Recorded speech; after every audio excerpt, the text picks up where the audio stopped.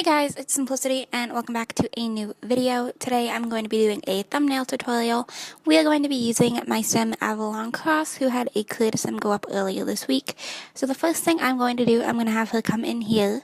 This is just a little thing that I put together just to take my thumbnails with. It's all white inside, outside, like everything's white. I'm going to lock it just so nobody comes in and interrupts. But, I'm going to come over here to my little pose player and I'm going to select a pose from the list. I will link pose player down below. There's like poses like all over. So just search like Sims 3 poses and you'll find something you like. I need to update my poses because like all the ones I have are very like the same. So I normally take about 5 different pictures with different poses. So as you can see, she is now posing. So what I'm going to do is I'm going to turn on testing cheats enabled true. And then I'm going to turn on move objects. So then when I go into buy mode, I can come over to Avalon and I can move her around freely, turn her around, and I'm going to place her inside of my little lighting boxes here. As you can see, I have the lights from Buy2Bug and she's just surrounded by like the rectangular lights and the square lights. So then whenever I come in and zoom in on her, I'm going to go ahead and hit play to get rid of her little thought bubble. There we go. And then I'm going to go ahead and pause it again just so she doesn't get another thought bubble. And I'm going to come and position myself to like being able to get the proper screenshot that I want. I typically don't really do full body ones when it comes to my thumbnails. So I'm going to go ahead and take a picture like this. I'm losing my voice. Okay. So then I'm going to go back to my pose list and we're going to pick out some other poses and see what we can find. But yeah, I typically do around like 4 or 5 different poses. And then like, I figured I'd just show you guys all of this just to see like my entire process when it comes to making my thumbnails. How about let's do this one. This is one of my favorite poses. I don't know why, like I love this little like pose pack. I think it's super cute. Alright. So I'm going to go ahead and zoom in on her again, lift this up by hitting, I think it's the E key, and then we'll go ahead and take another picture, just like that. And with me having a white background, it helps like figure out like where I need to like cut around her when it comes to my thumbnails. It's honestly super helpful, and I don't use Photoshop for my thumbnails either, which you guys will be seeing here pretty soon. Since I've already taken 2 pictures, I only need like 3 more. I'm going to take another pose from that pose set actually, and we're going to go ahead and zoom in on her again. Now that she has switched poses, I think this, like, I don't know, I feel like this pose set's like super cute when it comes to thumbnails, and I'm going to do just like a headshot, just like that. Okay, so we'll do about, I don't know, 2 more maybe. See what we can find, what I feel like would look good on her. You can also do like group poses, which I would do. But for this one, I'm just going to use one sim just because of the way that I typically do my thumbnail style now. Let's go ahead and use one of these ones.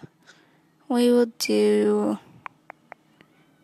let's do the arms crossed, which I think I actually used in her video, I think. But we'll go ahead and take a picture of this one as well. Go ahead and zoom in here. And I'm sorry if you guys can hear the construction. But we're just going to kind of fool around with this to lower the camera. I think it's the Q key.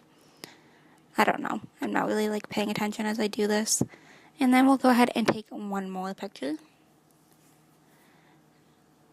Like as you can see, this is like just a very repetitive process, but like sometimes I like others better than some. So how about we do, let's just do a headshot and we'll just have her smile.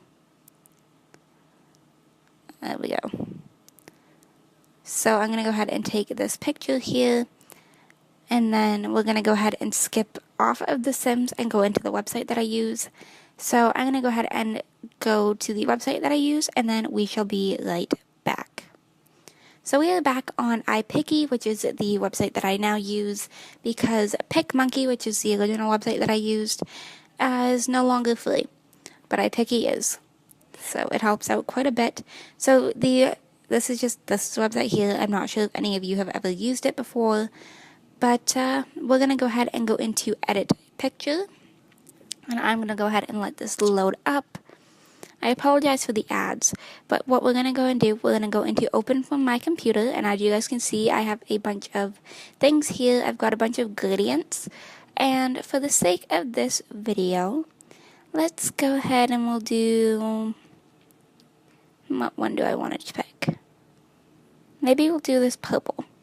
We'll go ahead and open up this purple here, and the very first thing I'm going to do is I'm going to resize the image to 1280 by 720, which it's like glitching out on me. So you know, that's always fun. I'm just going to kind of like try and adjust this a bit. But the original like YouTube thumbnail size is 1280 by 720. You want to unclick the constrain proportions, because if you don't do that, then you can't get it to 1280 by 720. And then I'm going to come and click on this little the fourth thing down on the left hand side. It looks like a bunch of like stacked things, which is the layer. And I'm going to come up here to add photo, and we're going to go to upload photo, and we're just going to hop into the Sims 3 screenshots, and I'm going to select all of these and just open them. So there they all are right here. So then we're going to go ahead and pick some that we want to use.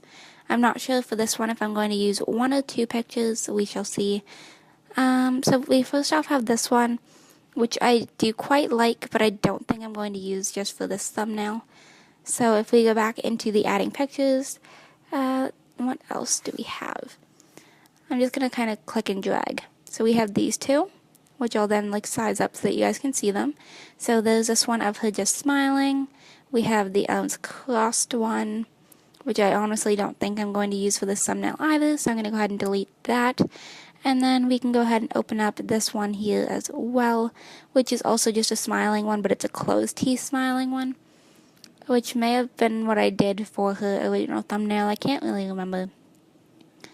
And then I have this one right here as well, which is the more classy stand. So I think for this thumbnail, I think we're going to go ahead and use the classy stand and the open smiling one, just to have like a difference. So I'm going to go ahead and delete this picture here. So these are the 2 pictures that I'm going to go ahead and use. So I'm going to go ahead and start off with the classy stand one, and I'm just going to bring up the size of the picture so that it's about pretty close to the same size as the original thumbnail. Like, it might not be like spot on, but that's alright. So just so that you can't see the purple. So then I'm going to come over here to add a vector mask, which is how I'm going to cut her out. So what I'm going to do here is I'm just going to click on the outlines of her. As you guys can see, these little green dots here. This is never perfect for me. I never end up actually making it so that it's like absolutely perfect. There's always something that I kind of mess up on. But we're just going to kind of keep on clicking on the outline of her. With her hair color, it does make it a little bit difficult to cut it out, just because it's like, it's a very small difference from the original like background color, but the original background color being white is actually like super helpful. So make sure that you're always doing a white background. But we're just going to kind of keep on clicking on this here and just kind of outlining her. As you guys can see, she is going to be covered with green, and that is how you know what you're going to be like putting onto the original picture, if that makes sense, like onto your background. So we're just going to kind of keep on doing this. I do know that I cut out a couple strands of her hair, just because trying to get up and around them, it's not like the easiest thing to do. And you can click and drag to adjust these as well, which I don't believe I've mentioned quite yet. But you are able to click and drag, and like, see, I'll show you for example here. She's got like a little bit of a white spot in between her arms here. So I'm going to see if I can like cut that out. It's not the easiest thing to do though. Once you have this like full on clicked and on and all that, trying to like figure it out, it's not the easiest. So I'll just drag this one in here and drag this here. Kind of like play around with these. Okay, drag this here. Sorry, you guys, I'm like trying to focus on actually like getting this so that you guys can see what I mean. I didn't want to click and drag that one. but if I click here and like drag these down, then we should be able to get it. Okay, I think we're good. I think.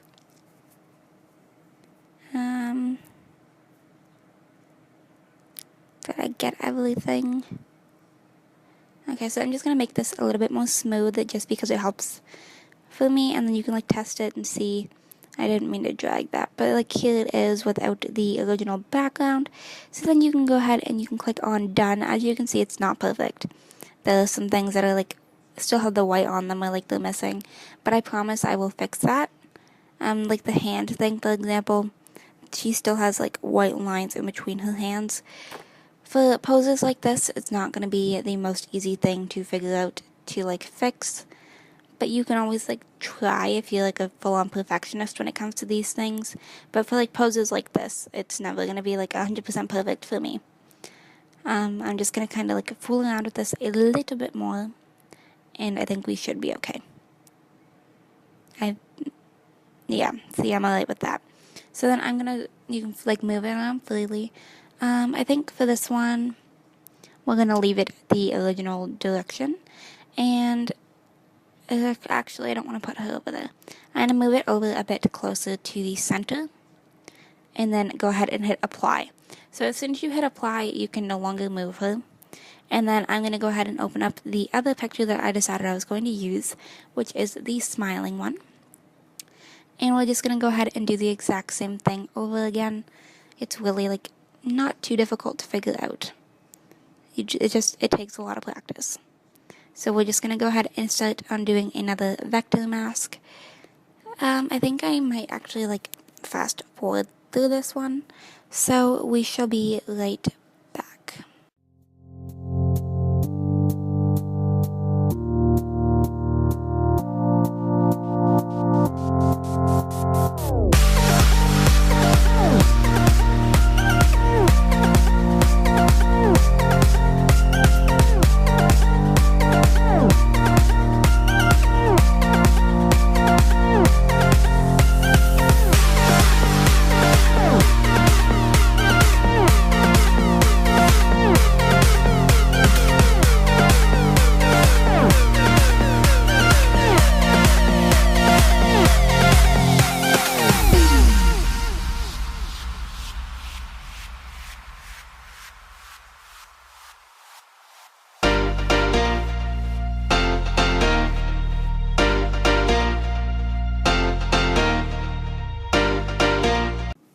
Okay, so we are back. As you guys have just seen, I just cut out this other vector mask here.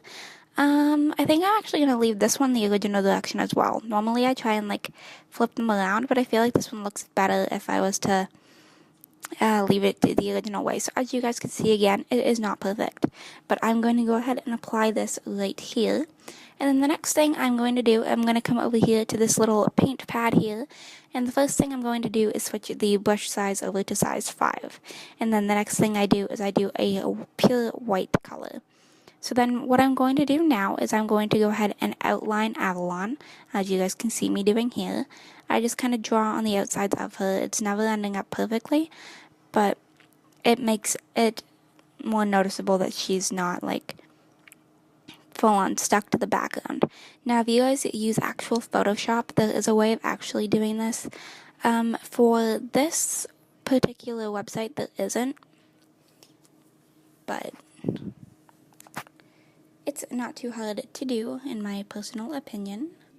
Alright, so we're just going to keep on outlining Avalon. So as you guys can see, it makes a little bit of a difference by just kind of like, I don't know, you can see where she's like outlined perfectly kind of thing. Like obviously it's not like an actual perfect outline, but it does make a difference, and I do kind of always do the inner bits here as well.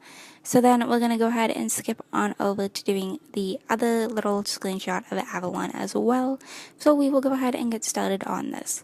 So I decided just to skip off of that. As you guys can see, that is now done. So the next thing I do is I go back into the layers thing and I go ahead and I add text. So I go to local because I have a bunch of my own like downloaded text styles. So I'm going to go ahead and click right in here, how I, and then I'm going to do a space, make my, and then thumbnails. So that's how I'm going to do this one, and I'm just going to kind of position it. I think I'm going to do it over here. I don't always add in text, especially on a thumbnail like this. I don't typically, but for the sake of this video, I'm going to show you how I do that as well. So I'm just going to kind of play around with this over here in this corner, just because there isn't really anywhere else I can put it. So I typically make my style white, and then I come down to the effects, and I do the gradient. So for this one, I do white, and then play around with this color here, and just kind of figure out what works.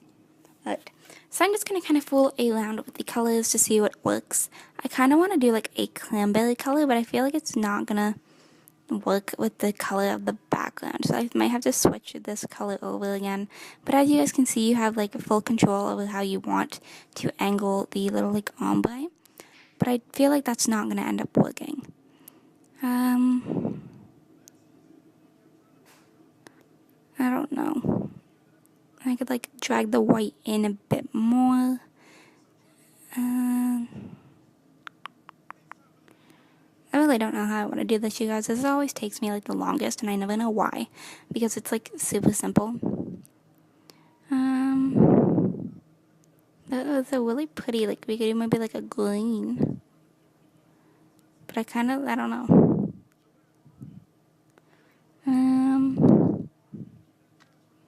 We'll figure it out. I will go back to that. But the next thing I do is I go into drop shadow, and I typically do the drop shadow as black, and then I also do like the stroke, which I also typically end up doing in black. And then we can go back and like fool around with this. So as you see, it makes it just a bit more like defined.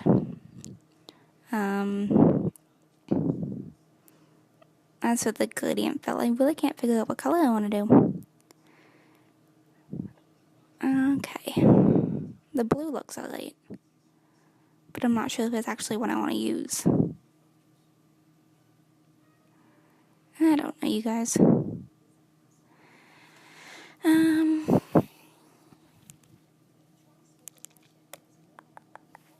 Well, that looks nice. I like that. Okay, so that's what we'll do. We'll go ahead and use this like green color. And then for the drop shadow, as I said, I usually make it black, and I can like size it up and change it around as well, and like make it thicker. And then the stroke, I typically tend to make a little bit bigger as well. And then the next thing I am going to go ahead and do is go back into the picture layer thing after I get this figured out. But I go back into like the picture layers, and I'm going to upload this, just place it in here, and there, that is my thumbnail. So I hope you guys enjoyed this video. If you did, you can hit the thumbs up down below. If you want to see some more videos from me, you can hit the subscribe button, and I'm just going to go ahead and save this as like my thumbnail tutorial. But yeah, I hope you guys enjoyed this video, and it was a requested video by one of you guys. I can't think of who it was. But I hope you enjoyed, and I'll see you in my next one. Alright, bye guys!